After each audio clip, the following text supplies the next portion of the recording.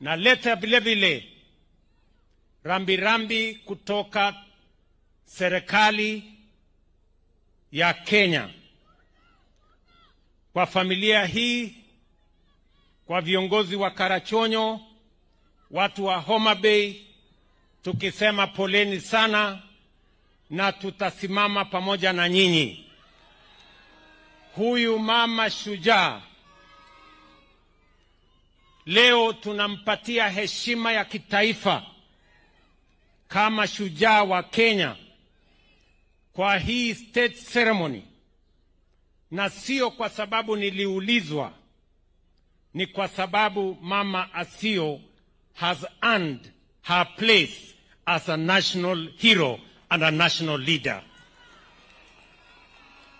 We remember very well that Mama Asio became the first Kenyan leader of maendeleo ya wanawake. Today, we have a legacy of women leadership in Kenya. Today, here in Homabay, we can see what her mentorship, what her leadership, what her influence has brought in women leadership, not just in Homabay, but also in the Republic of Kenya. And therefore, she deserves her place as a national hero. And I agree with the Prime Minister that she deserves her name to be put in a prominent place in the annals of history and in a place of pride, both here in Homabay and in Nairobi as well. Tutaanza na hapa Homabay. Nimeulizwa ya kwamba shule hii ambayo inaitwa Wikondiek, nimeulizwa na mbunge wenu ya kwamba hii shule ambayo inaitwa Wikondiek ibadilishwe iitwe Mama Asio Secondary School, na nimekubali ya kwamba hiwe hivyo, because this great Kenyan lady deserves her rightful place as a national hero, beginning from here at home in Homabay. Ile ingine tutafuatilia na kule Nairobi. Ndugu zangu wananchi wa Homabay, Mheshimiwa Raila, Mheshimiwa Baba ameongea hapa as a patriot, as a Kenyan committed to the progress and success of Kenya. I was also almost tempted to say that I have nothing useful to add. He has said it all, and he has put it well. Your Excellency, the Right Honorable Raila Odinga, your place in the history, in the progress, in the governance, in the destiny of our nation is firmly engraved. Your contribution, your sacrifice, your mentorship of many leaders is something of pride to those of us who have worked under you in our earlier political journey. And I want to say, listening to you today, I am persuaded that this nation, and I associate and I agree with your commitment and your conviction that Kenya is a great country, because it is a great country.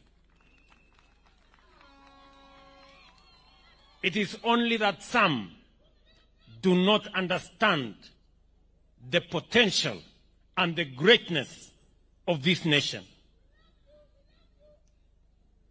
Because of your commitment to this country, today you have assisted me to put together the broad-based government, a government that brings all communities, all regions, all parts of Kenya in an inclusive manner into one administration that does not look, that does not seek to preserve any leader, but to preserve the destiny and the place and the stability of the Republic of Kenya. And I want to say this in this very solemn occasion, that because of the coming together under this broad-based government,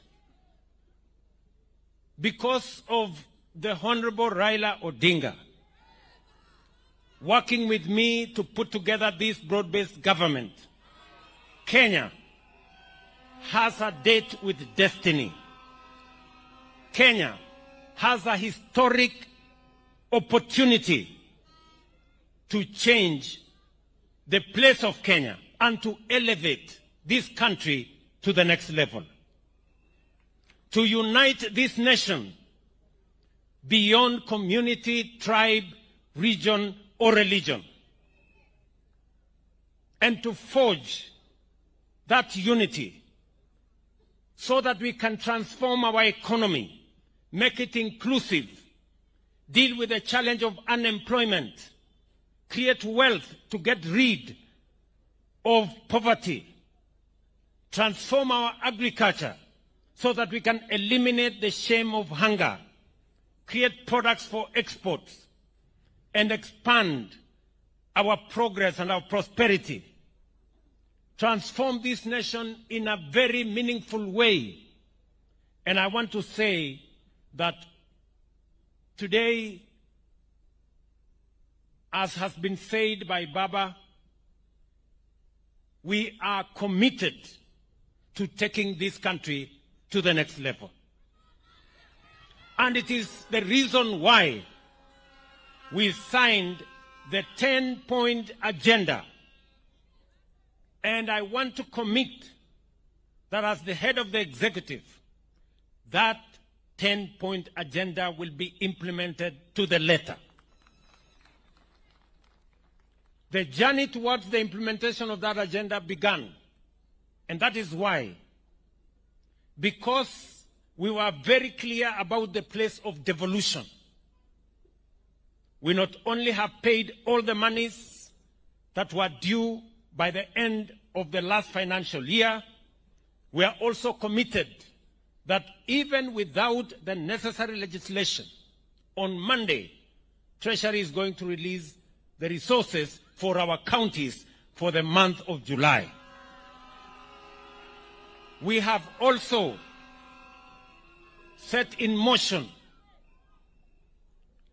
the discussions on how to enhance allocations to our counties, as we demonstrated in the last budget, where we added an extra 30 billion shillings to our counties. And that is the trajectory that we have agreed upon.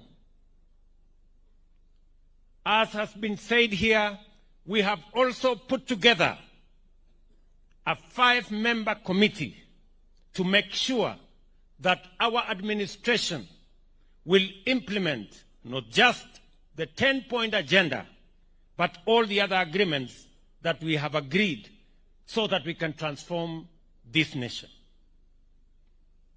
Let me also say that as part of the implementation of the 10-point agenda, today I set up the infrastructure and the mechanism to pay and compensate all those who lost their lives, those who were injured, those who were hospitalized, as part of healing our nation so that we can bring our nation together and forge and focus our ideas our energy, and our focus in taking the country into the future.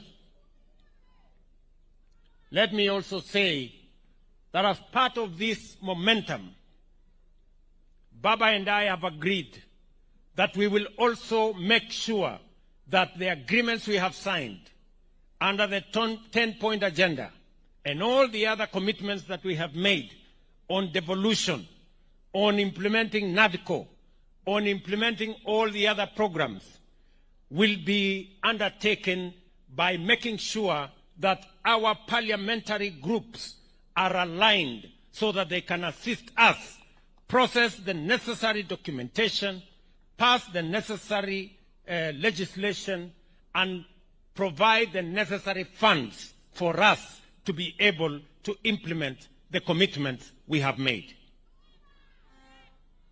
And therefore, I want to say on this occasion that we are not doing trial and error.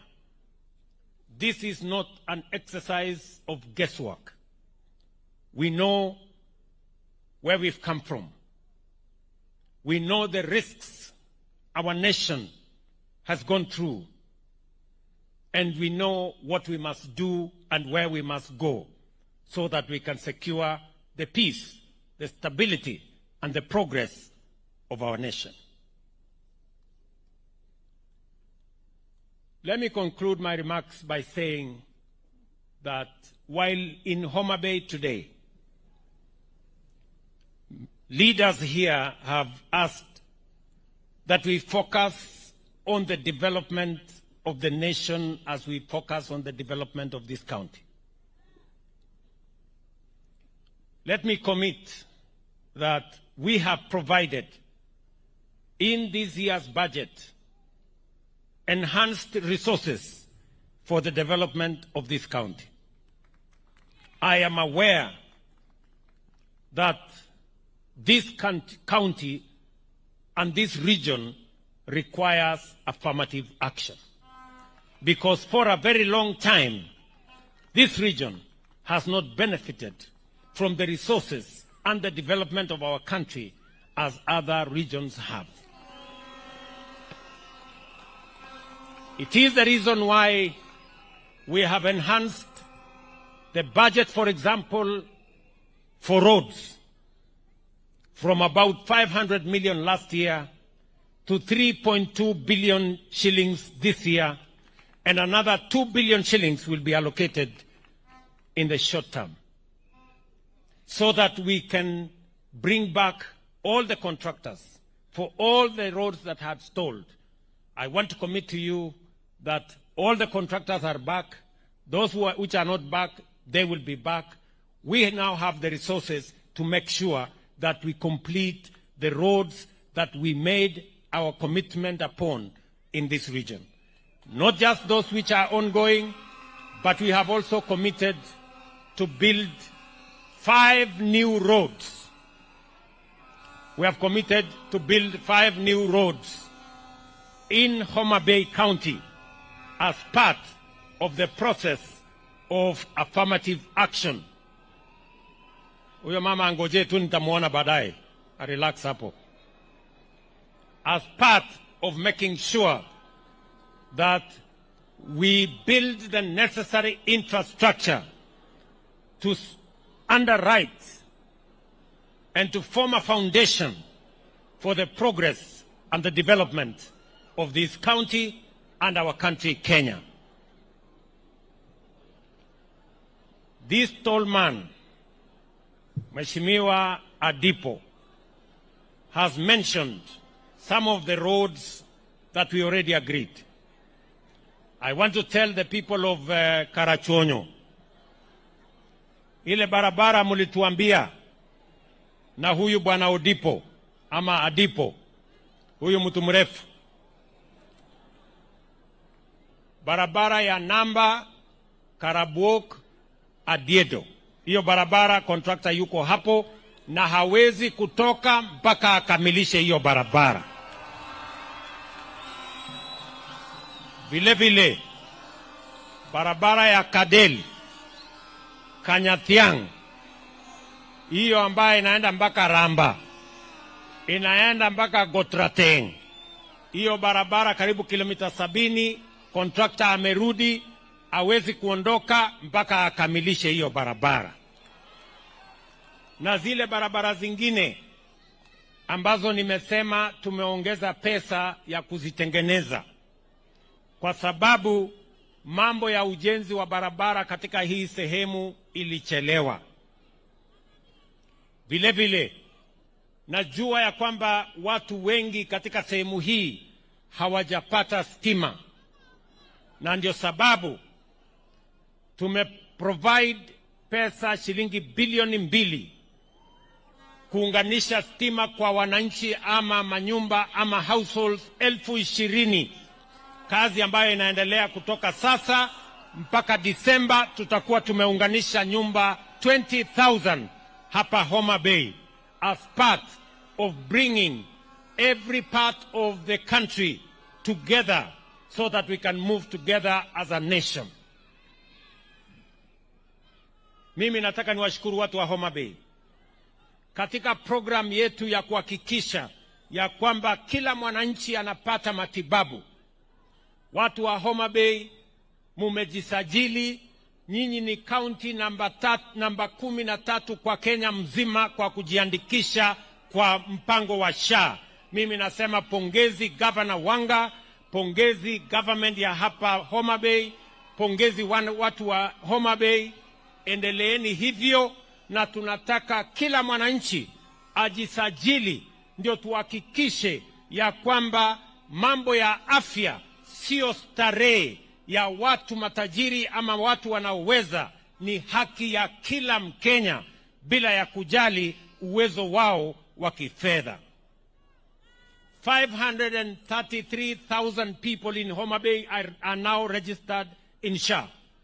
And as I said yesterday, and I want to repeat it here when I'm in Homabay, mwananchi aende hospitali pale level 1, level 2, level 3, level 4, outpatient, atibiwe, apatiwe dawa na asiulizwe pesa yoyote. Aende nyumbani, kwa sababu serikali ya Kenya tumeweka pesa ya kuhakikisha ya kwamba matibabu ya wananchi iko sawa sawa.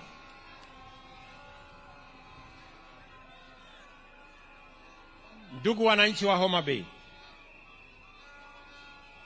mbele yetu hapa amelala kiongozi mama, shujaa wa taifa letu la Kenya. We are sending her today in a state funeral because she made a contribution to the Republic of Kenya.